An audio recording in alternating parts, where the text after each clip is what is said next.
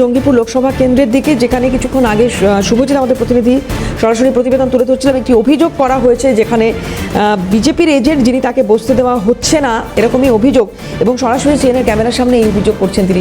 চলে যাবো শুভজিতের কাছে। শুভজিৎ, একটু জানবো তোমার কাছে নির্দিষ্টভাবে কি অভিযোগ করা হচ্ছে।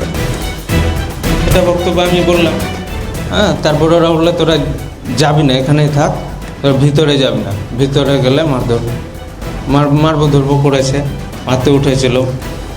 জয়গুরু ওর নাম। ওটা ভয়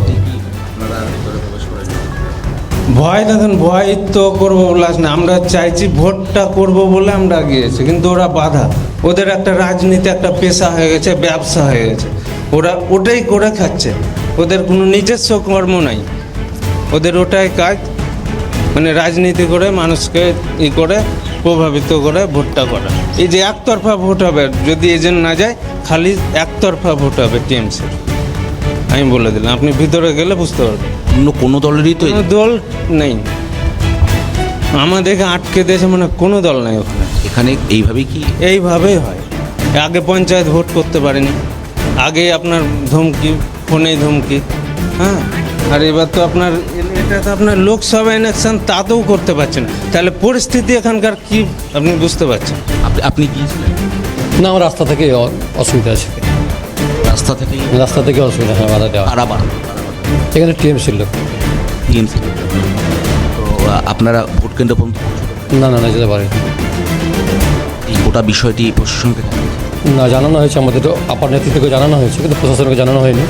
কোনো ওনারা কী করেছে এটা ওনাদের ব্যাপার। বাকি আমরা আমাদের লোককে জানিয়েছি, ওরা কতটুকু কী করছে সেটা জানা যায়। আমাদের যেতে ইচ্ছুক ছিলাম, কিন্তু এখন বাধা দিয়েছে, ভয় ভীতি আছে আমাদের, এই ব্যাপার আছে। ভয়ভীতি কাজ করছে? হ্যাঁ, ভয় তো কাজ করবে না। যেভাবে থ্রেটিং মারছে, সেটা স্বাভাবিক ভয় হবে মানুষের মাথায়। মানে সকালে মকপোলের আগেই আপনাদেরকে আটকে দেওয়া হলো? টাইম 5:20-তে আটকে দিয়েছে আমাদেরকে। 5:20 যাতে ওখানে না পৌঁছে না, যাতে দয়া লাস্টে অনুরোধ করে বলা গেল কি, যে যেমন সম্পর্ক সে বলল, দাদা ভাই কাকা সবাই বলে অনুরোধ করে যেতে, যাতে হাতে পায়ে ধরে বলছি তোমরা এজেন্টে যাবা না। আর কী বলবো বলুন আপনাদেরকে।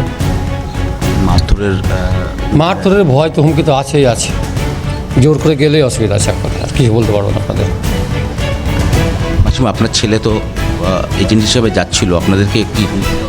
হ্যাঁ, হুমকিটাই টেনে দিলে যে যাবি না তুই এখানে থাক, বাড়িতে থাক। ভয় পাচ্ছে?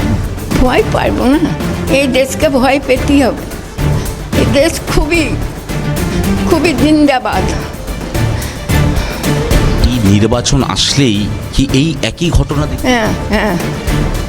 হ্যাঁ, ওই মারবো, হেসে কাতারি লিয়ে, বম লিয়ে, হেন লিয়ে, তেন লিয়ে, একবারে জানো তাই। এ দেশের নাম আছে, জিন্দাবাদ, ভারত মাতা জিন্দাবাদ। হাত জোর করে এই মুহূর্তে একজন বৃদ্ধা, তিনি তার ছেলে এজেন্ট হিসাবে, বিজেপির এজেন্ট হিসাবে তিনি যাচ্ছিলেন। আপনার নামটা? আমার নাম রথিন দাস। আপনি বিজেপির এজেন্ট? হ্যাঁ, বিজেপির এজেন্ট হিসেবে যাচ্ছিলাম। আপনি, আপনার নামটা? আমার নাম তারাপদ ঘোষ। আপনি কি বিজেপির এজেন্ট? হ্যাঁ, বিজেপির এজেন্ট হিসেবে যাচ্ছিলাম। কত নম্বর? আমি 60 নম্বর।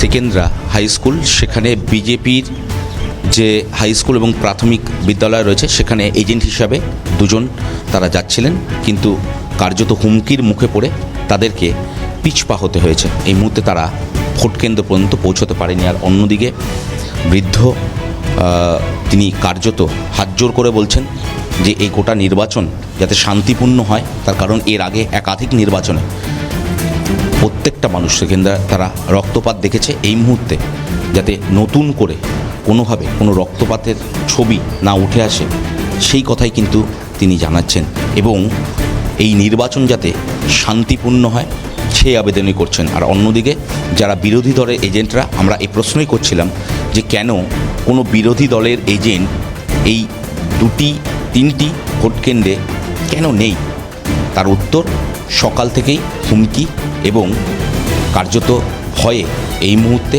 তারা পৌঁছতে পারলেন না ভোট কেন্দ্রে। ক্যামেরায়